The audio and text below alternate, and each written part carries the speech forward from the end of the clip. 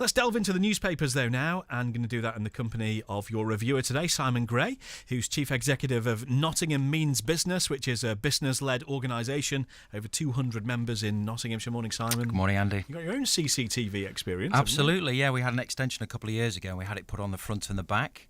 And we'd moved out of the property. While the work was done, we moved back in, and my neighbour came and banged on the door and demanded to know where our CCTV was pointed. I think he was concerned it was pointing on the garden at the back so we could see what they were doing. I said, well, we're trying to protect our property, not yours.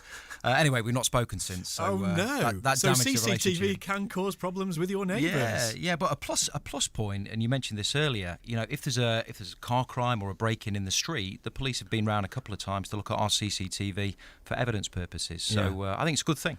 Do you find yourself looking at it? Can you access them remotely? It's on my phone, yeah. I've threatened my wife with inside as well. To see what's going on in your back garden. Yeah, I do sometimes. I want to get it inside, though. I threaten the wife.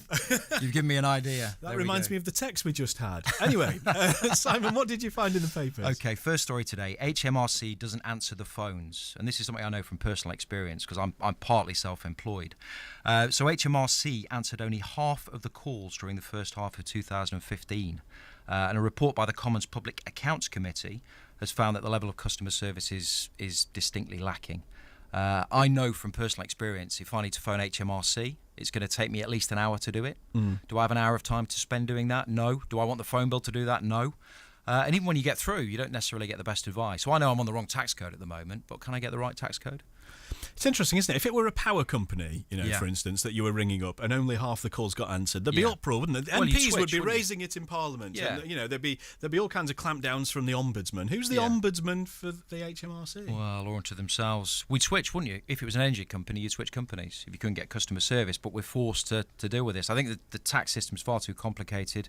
VAT, we've got this new dividend tax for self-employed people, potential threat to business people, starting businesses. So I think it needs a good shake-up.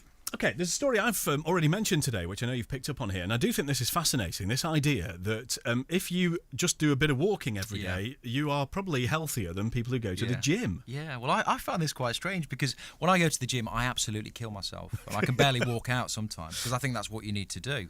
But research by the London School of Economics has found that if you walk for 30 minutes, 5 days a week, you've got to walk so your heart rate gets up, you've got to be red in the face, a bit sweaty.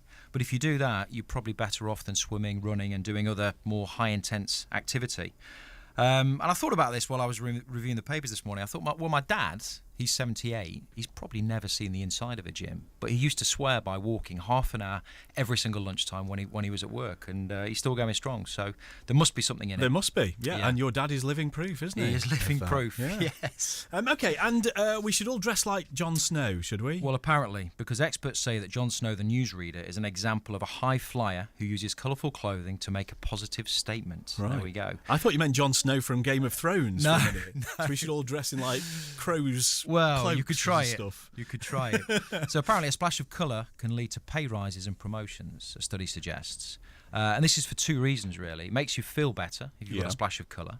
It gives people the impression that you're more confident and creative. I mean, I'm wearing a black suit today, but I've got my little pocket square. Well, there's your creative element there, isn't it? And as we're in Nottingham, I've got a Paul Smith shirt with the stripes, and I've worn that a few times for interviews in the past. And maybe did you get the job? Yeah, I did actually. Well, I think I wore it for my interview with Nottingham Means Business. So there we go.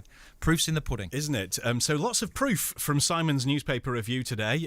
Proof of how to stay fit. Proof of how to get the job you always wanted. See, it's a really important bit of radio. You'll be glad you heard that this morning. Thank you, Simon. Thank you. Simon Gray, Chief Executive of Nottingham Means Business. In the next half an hour, off to this street in Nottinghamshire where they've installed their own CCTV